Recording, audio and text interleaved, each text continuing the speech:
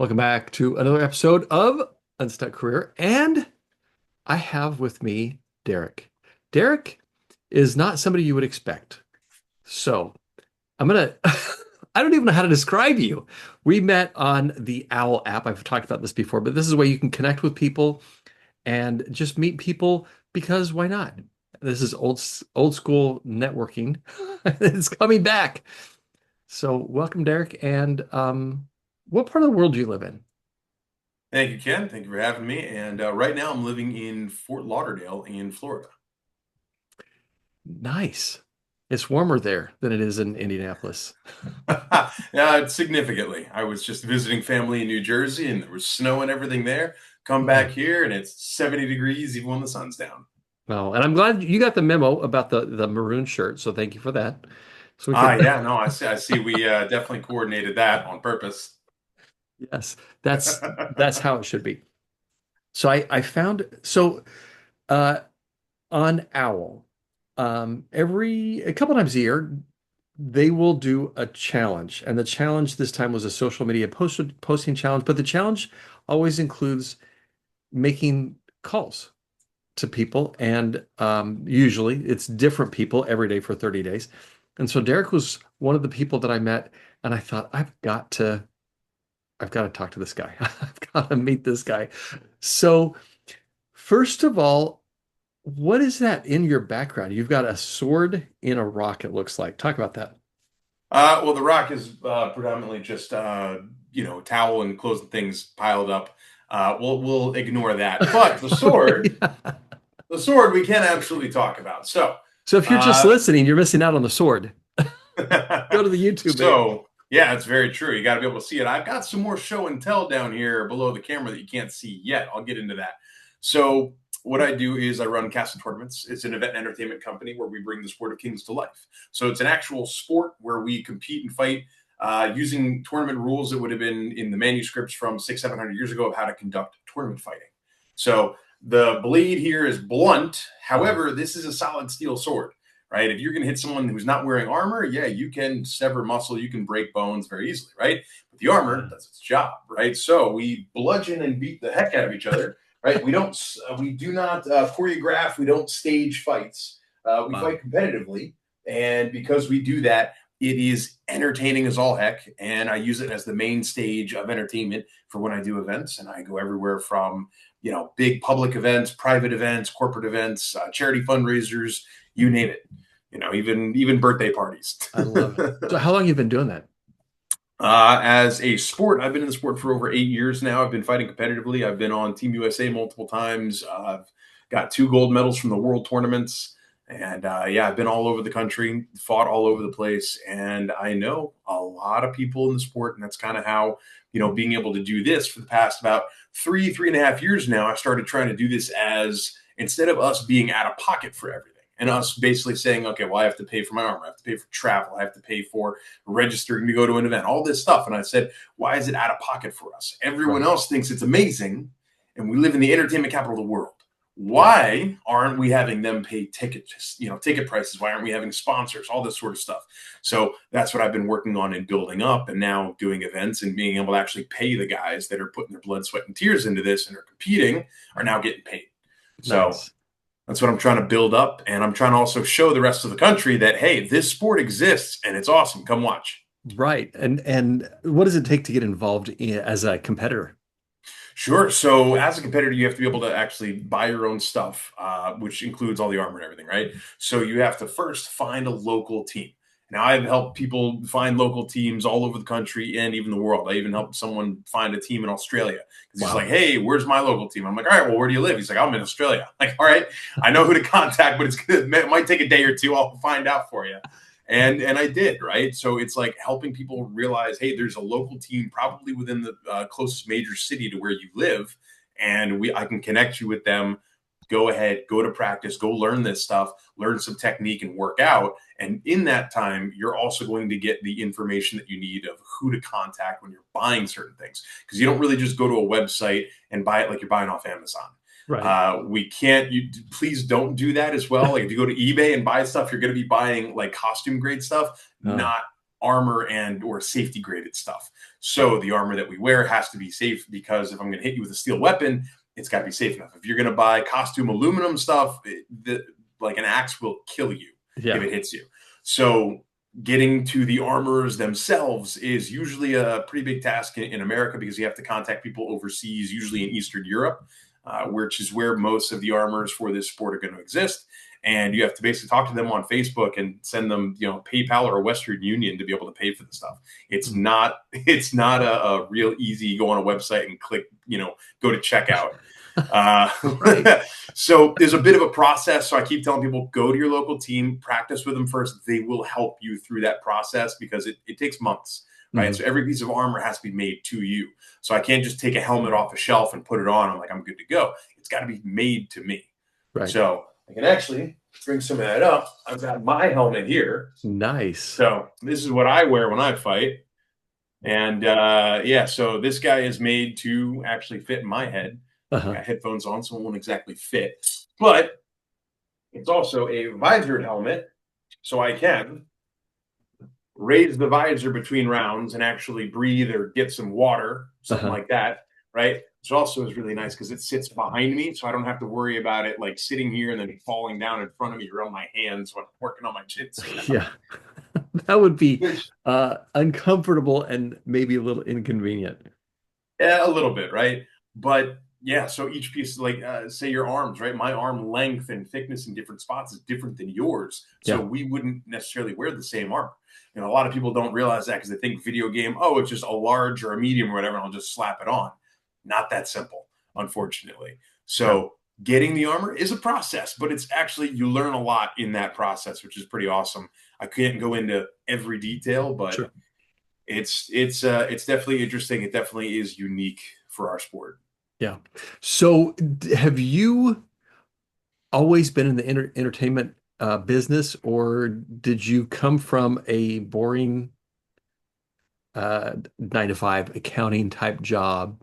Something that was quote responsible. So I guess what I first got into after high school and going to college and stuff, I was into flying, and I was doing aviation related stuff. Cool. Then my first job at like 19, or first real job when it wasn't just like a summer job or during school, was at fixed base operations at an Mm. airport. And I went into the Air Force. I was a crew chief on jet aircraft in the Air Force. I did that for 6 years. I was in a contingency response group and a refueler group. And from there, I went into IT because it paid pretty well. And it was like, Yeah. oh, it's pretty interesting. I hated corporate America. I did not enjoy it. I was not a fan of the, oh, yeah, put it on my calendar for next week. And I'm like, no, I have to ask you a question. And you're 30 yards down the hall. I can just go talk to you. And they're like, no, no, no, put it on my calendar for next week. I'm like, it's Wednesday. Like, you're Yeah. talking 6, 7 days from now. You want to, like, we can talk right now. Right. And it made no sense to me. And I'm like, this is why this is so slow, and like it's too much bureaucracy. Even in companies that weren't massive, it was. I was like, I really don't want to do this. I was getting tired of sitting at the desk. And then I wound up going. I tried my hand at some sales stuff. Bad idea. My autistic ass is terrible at that, because the whole connection on without knowing someone and just gotta get them to like you immediately. I'm like, Right. not so good at it. But I went from there into security, and it's what I'm still currently doing full time. Currently the head of a security team for a private school, Cool. and so I do private security contracting. I can do anything from individual details and events and stuff like that to executive protection. I've done, and down here in South Florida, there's a pretty big market for it. So that's how I'm making my money. Hmm. And I'm taking that money, instead of buying a house or other stuff, I'm investing it into my business, where now I'm not just doing the logistics of people, but I'm also doing the logistics of both the people and the rest of the entertainment, the marketing for it, and everything like that. Right. That's what I've been doing for the past 3.5 years. So how has that building a business affected or impacted the rest of your day to day, your job, your life, your friendships, your relationships, your health, all the things that are affected by everything we do, because we're all one person. Yeah. What have you seen? So I guess we'll break it down one at a time, right? My work life is my work life, and I've got to, I'm spending 45, 50 hours a week kind of doing that. And then it's when that's over, it's like, okay, great. I'm back on the phone, or I have to go back to the social media and stuff like that. So then my free time, I guess we'll move into my weekends are generally non-existent because I'm doing stuff, for events. I'm traveling, I'm setting up stuff. Sometimes we're doing practices and stuff like that where I'm helping others and teaching others and that's a big part of it. So I mean, November just last month, I don't think I had a single free weekend until Thanksgiving, and even then that was full of the family and friends parties and stuff like that. And I Sure. was like, other than that, it was all events or traveling that I had to do for what I'm trying to build, and that's not a problem, but it just turns into wow, I go, 3 full weeks of working Monday to Friday, but then my Saturdays and Sundays are full of 4 or 5 hour drives in one direction, doing, putting on shows, talking to people, and then driving back, or maybe Yeah. staying in a hotel and then before coming back. So it terms of my time, it's definitely a drain, but it's for the sake of building this. Right. And I guess mentally that is both draining and also really positive.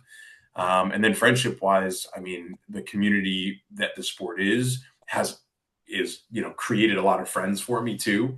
So I have that, which is amazing, and I'm also able to pay those friends when we do Nice. events, which eh, you know, and it's never like, oh, I'm in charge because I'm paying you kind of stuff. It's hey, we're doing this, we're all building this together, and I'm able to help everyone out instead of it just being all out of pocket for them. So Yeah. yeah. So why do you keep doing it?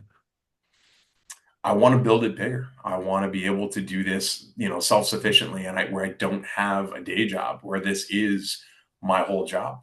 And I've done events all the way up in New England, all down the East Coast. I just had another big one in Pennsylvania with 3 teams at it and competing just this summer in Pennsylvania. It's like I can be all over the place, which is amazing. Yeah. And Florida just happens to be where I'm living, but it doesn't mean I can't put on events all over the place. Right. So where you're at, Indiana, right? Yeah. Couple months notice, we find a venue. I could do something up there. Not even that hard. That'd be fun. So if you make it up here, then make sure to let me know Yeah, because absolutely. that would be incredible.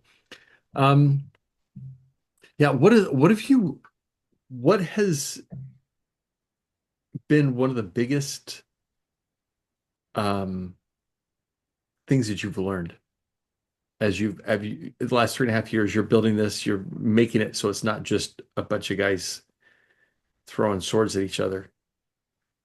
So the biggest thing that I've learned is, I mean, it's both life and if you do want to be an entrepreneur, if you do want to do something, right? I mean, even if it isn't building a business, if you're trying to do something new for you, it doesn't have to be new to the world, but even if it's just something that you're trying to get out there, let's see if I can do it and fail and understand that that's part of it, Okay. right? Everyone is so afraid to fail. I sometimes am, and I definitely was more than anything, a few years ago. And I did some stuff where it's like I wasn't ready for it. I didn't know what I was doing. And I tried it, I failed, and you learn things from it, right? The biggest part of failure is you have to learn something from it, right? If you just go out and you just, oh, it didn't work, whatever, and you throw your hands up, it's like then you know what? Maybe that was a failure. But if Mhm. you learn from it, if you say, hey, this is what went wrong, this is what I did or didn't do, and you go, hey, I'm going to change that, and you do, you will see huge improvements. Yeah. And, really learning that not that I can learn from my mistakes, but learning to just go make them, right? Mm. Go do it Right. because in the military, in other things in life, I've seen that I can learn from mistakes, whether they're my own or other people's, even, which is hard to do sometimes. But if you do, it's like, wow, I can learn from that. The real problem is having that step of, I need to go do it. Even if I fail, I got to try it. And that's hard to do. And I know it held me back on some things for sure, but Mhm. you got to just go do it. So how'd you get over that hump? The because that's what holds a lot of us back is that, well, what if I am not successful? What if I fail? What if I do make a mistake? What if I make a public mistake? How did you get over that? I think getting over it was less, I was so scared I couldn't do anything, to the point where it was like I was scared I wasn't going to try X, or I wasn't going to try Y, I wasn't going to do some certain things, and I thought something was going to work out really well, and I'm like, well, let me do that, and I failed doing that. I mean, there was a bunch of external circumstances, everything from the weather to like just how certain things, got played out, and then things costing extra money, and it was like it wound up being this, failure monetarily, but Hmm. there were other aspects that it didn't fail in. So it wasn't complete failure overall, but there were things that were definitely, in the negative, whether it was money, in terms of, you know, certain numbers. Like there definitely was, it was a big, step backwards, but the big thing was the fact that you took that and you took the knowledge and you saw as it was playing out the weeks leading up to it and during it, still go through it, push through it, do it, complete it, and then realize, all right, well, what went wrong? What don't I want to do? What do I want to fix for next time? And learning all that easily has helped me shape and make sure that I know what I'm doing for the next steps and for the next events, Right. and it really did. It opened, it opens your eyes, and you try to do something really big and a bunch of stuff doesn't work out, but you see why it doesn't work out. You say, Hmm. hey, I know what to do and what to do as a, precursor, like what I have to set up, what I have to have in place, or what I know is about to happen.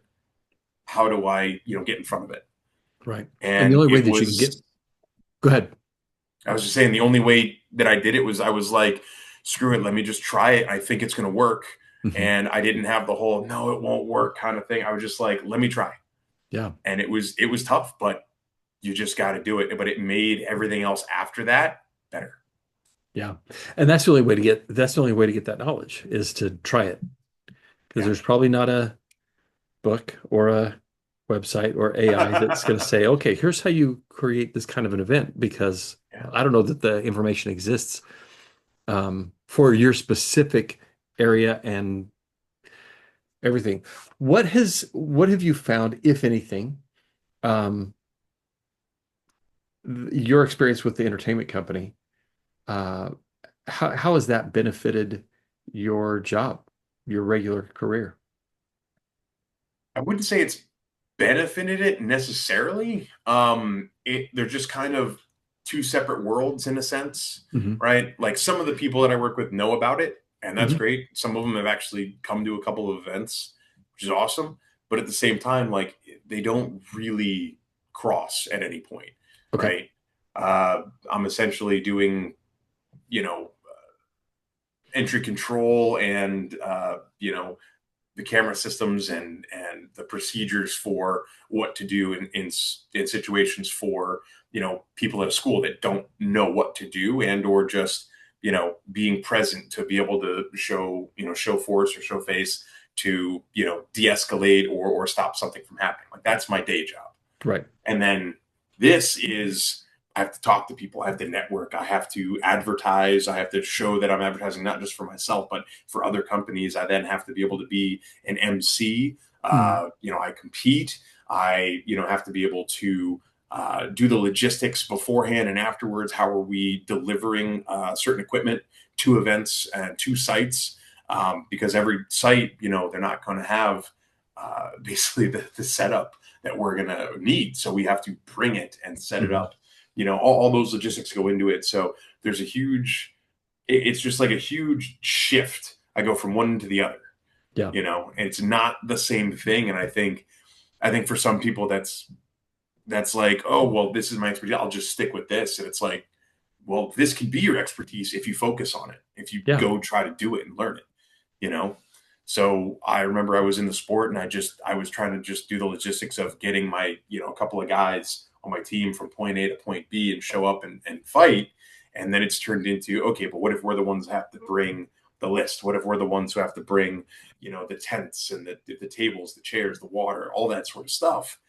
And it turned into like, okay, I understand how to do this now. I got to be able to do it on a large scale and or from people from multiple areas coming together. But then it, in a sense, turned it into, as long as I can delegate and I know how to have certain people do certain things, I can lighten the load across a lot of people, Yeah. which is a huge part of logistics.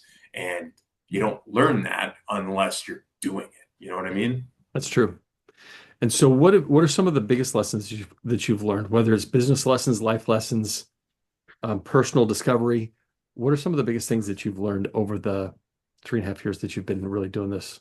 Um, I mean, I guess it's hard to say like, hey, here's the biggest one. It's just there's so many little things that you can't just say, oh, well, I learned this. It's mhm. you have to look back and go, oh yeah, no, I've been doing it like this for 2, 3 years, but at the beginning, I didn't know this. Yeah, Right. But it's this accumulation of just small things. And I mean, it could be something as simple as who you're gonna put at a desk to greet people and telling them what to say kind of thing.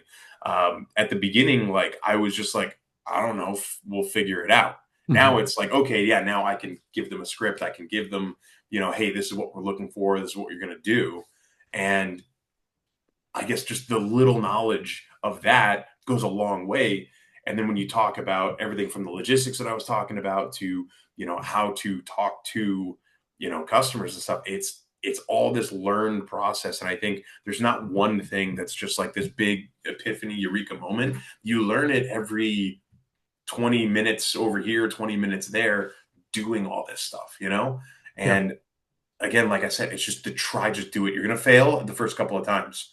Understand that, go into it and say, you know what? I'm still going to try. That's the biggest lesson is, I was scared to try. And once you do it, you're going to fail, learn from it. And now everything since has been better. right. And my experience, maybe you've had a different experience, but my experience is that the failure is never as terrifying as I imagined it was going to be. Yeah, that was the big thing. I was like, hey, look, it's still X, Y, and Z. We're still good. It Yeah, still went forward, and I learned stuff from it. Now I don't want to make those same mistakes. But guess what? I know them. I know how to prepare for them. I know what right, to look for, which is, it's awesome. And you don't have that knowledge unless you try. right. So, do you ever bring this up as, if you're meeting people and what's what's something that nobody knows about you or that kind of thing? I fight the I medieval mean, armor. sometimes it comes up in conversation. I don't try to just like, look what I'm doing, right? Right, But especially if it's about business, yeah, I tell them it's like, hey, look, this is what I do and everything. I pull out a business card and I always have QR codes on my business cards. So even if you can't take it, scan it, get on the Instagram, right? So the Instagram is usually really easy because I can just tell you, just go look at some videos, yeah, some 15 to 30-second clips. Look at what we do, I love it. right? Because I can tell you for 30 minutes and explain this stuff, right? Or you can just see it in 2 minutes, scrolling through a couple of videos and some pictures and really seeing it in action. Right, It's still not as good as being there in person. Don't get me wrong, but it's a huge jump from generally they think, LARPing, some sort of like, medieval times type of thing. uh-huh. Don't get me wrong, medieval times is cool and their horse training is phenomenal, but the fighting and the armor that they're wearing is not It's um, choreographed. right. It's choreographed. They're wearing plastic, a lot of them. Yeah, So they're not really wearing real armor and stuff like that. And their weapons are purposely titanium so they spark really nice. And they're aiming for each other's weapons. So it's one of the things that Hollywood and show fighting and stuff really gets wrong is the idea of showing that as action. But meanwhile, if I'm going to fight, I'm not going to aim for your weapon. right. That's so counterintuitive. It's a waste of time and energy for me. I'm going to aim for you, and if you're going to block it, great. But now I'm way closer than that, and we're not just swinging, lightsabers or swords and crossing Right. to where even if we didn't cross, if I just swung there and I just completely whiffed, why was I swinging there if it Yeah, wasn't going to hit you? that's true. But understanding that versus, watching an actual fight where people are trying to hit each other. And I mean, we have everything from just the weapons points in dueling to melees, which is taking your opponents and literally bringing them down to the ground, making them submit. And then we have what we call the pro fights, which is essentially MMA with Okay. weapons, right? So weapons, offhands, kicks, takedowns, fighting on the ground, all of that gets counted for points. So Nice. essentially MMA, like you're watching guys punch each other and then they go down to the ground and they're still throwing stuff, right? that's essentially how we score it. I mean, we do limited on the ground. So, like, once you go down, instead of having one person sit on top of the other for a whole minute, it's usually either 10 or 15 seconds, depending on the rule set. Yeah. And you get stopped and stood back up, back to a neutral position. But in that time that you're on the ground, if you're on top and you're beating the crap out of the guy on the ground, you're gaining points. Yeah. You're winning, Right. So, but we have the whole, we don't want it to just be someone sitting on top of the other person for a whole minute just doing that. And it's so Sure. obvious. So at 10 or 15 seconds, it stops. We set back up, go back at it. I love that. And it seems that it would be a great workout. Yes. And it's been fun just to watch you talk about it because you light up. It's like it's exciting to you. Um, Gotta be able to, like I said, I brought other stuff for show and yes, tell. But like, show us the other stuff that you have. so this is a gauntlet, right? So the idea is it's encased in steel, it's encased in your hand. So if I hold, sorry, if I reach down here. So I take this mace. This is a solid steel mace. This is essentially a club that's a piece of steel, right? Like a small baseball bat made of steel. You hit someone with this, you're going to jail, Right. unless we're wearing armor. In which case, right, if I grab onto this, my hand is now entirely encased in steel. Wow. And while holding this, so I can swing this and I can use this to defend or attack. But if you hit me in the hand, yeah, it might hurt a little bit, but my hand is protected all Yeah. the way around. And now you'll also notice that there are grooves here for each of the fingers. However, this is a mitten. These are, the plates go all the way across. They are not individually on each finger. Right. Right. So what we call those finger gauntlets, those are for parades. Those are for people who have money. They are not for fighting. They're not for combat. I Right. have watched people go, I'll be fine, just a duel. And I watched fingers go flying across the room. That's not good. Finger gauntlets are not good. Please do not, if you're going to buy this stuff, if you're going to live it, please don't buy finger gauntlets. That's Right? right. They're pretty. They're nice for walking around or going to rent fair. For combat, mittens. Right? Yeah, that makes sense. Now, the inside is fabric and leather, so Mhm. you don't want to expose this, which is Sure. also why when you close your hand, again, it's all steel all the way around, so I can hit this. Now, if I Yeah, hit my fingers with this, I'd break my fingers. that would be Wearing a gauntlet, uncomfortable. a little bit. So wearing a gauntlet is essentially brass knuckles on steroids, Nice. right? My hand is encompassed in steel, so I can punch and take hits in this Yeah. without really worrying about it, which is awesome. And essentially, imagine your whole body covered in this, and you only have a very small gaps, usually around the armpits, the back of the knees, things like that. Mhm. Luckily, the back of the knee is one of the areas where you're not allowed to hit. The groin, underneath the neck, the bottom, lip of the helmet, the feet, those sort of things, not allowed to strike. Uh-huh. There's no stabbing allowed because stabbing is kind of how you can fit in gaps, or if someone fell onto a weapon that was stabbed, like it would penetrate. So just like back in the day, 600-700 years ago in the tournaments, like thrusting was not allowed. Mhm. There was even a king who had a breastplate made with holes in it. So if you stab, you can technically get through it, but there's no stabbing. Uh-huh. So he basically reduced the weight of his armor and just put, when he put his tabard over it, you couldn't see it, but he reduced the weight of his armor. And if you were slicing and striking at him, Uh-huh. it wouldn't go through. But Sure. now he had but when he takes it off, you can see a bunch of holes in it, and it's lighter now because Right. it's missing the steel, which is hilarious. But Yeah. it's basically trying to game the system, because if you have rules, hey, let's stick Mhm. to it. And the melees, which is the fun part that I like, which is the team fights, which Uh-huh. is, like I was saying earlier, it's basically you're bringing people down to the ground and making them submit. You can do that through trips, throws, pain compliance, all sorts of stuff, right? So a lot of wrestling is incorporated in that, a lot of martial arts of, throwing people to the ground. And it stemmed from the actual, like, how do we train for when we're out on a major battlefield? Right? Mhm. Because 9 times out of 10, if you were in armor on a battlefield and you stayed on your feet, you stood standing the whole fight, you survived. Yeah. It was the ones that went to the ground, those are the ones who got captured or killed. Yeah. So the sport became a way of training people who had armor to, when they go and fight, don't get taken down or be the one taking people down. Mhm. And so that's how the sport legitimately came about. And now we basically said, well, let's keep doing it. It looks fun. Yeah. And it sounds like it's fun. It sounds like it's a way to connect with people and maybe a little bit of a workout and Oh yeah. So I'm wearing about 80 pounds of steel when I'm fully dressed. yeah, And the gambeson and trosses, like the padded stuff you wear underneath, hmm is really hot. It I does not bet. breathe. It's made of linen and wool. Thank So goodness you're in Florida. it's great training. As soon as I come up to Indiana, it's easy. I'm like, it's so cold here. This is great.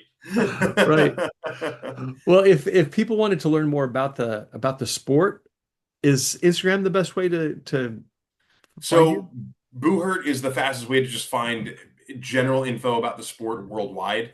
Buhurt. But to find me and the events that we're putting on every month, and or to potentially do sponsorship stuff, or we do promotion of businesses, or even if you want to set up an event yourself, Castle Tournaments is the name on Facebook, on Instagram, on YouTube. Right? I don't know if we're gonna link it down here or something Sure, like we that don't in put it in the the show notes. video. Yeah, right here, right Yeah. here. I don't know if I'm that good yet, but for Yeah. sure it'll be in the show notes and stuff like that. So yeah, I Yeah. want to make it easy for people to find you because I've seen some of the pictures, some of the videos, and it just looks so different than what my mom told me I was allowed to do after school. Yeah, it's got to be a little crazy for, slamming each other around in the head with this stuff. But Right. I mean, hey, I'm a little crazy. It's okay. But aren't we all? I mean, the fun ones of us are, yeah. Yes. So great. Well, thanks for taking some time. This has been a blast. And when I get down to Florida, for sure, we're gonna have to, I don't know if I'll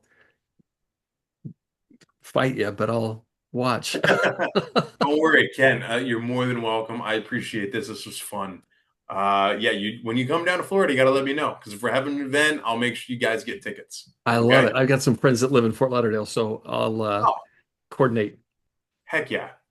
So, well, good. Well, thanks again. And for everybody else, thanks for listening. We'll talk to you next week.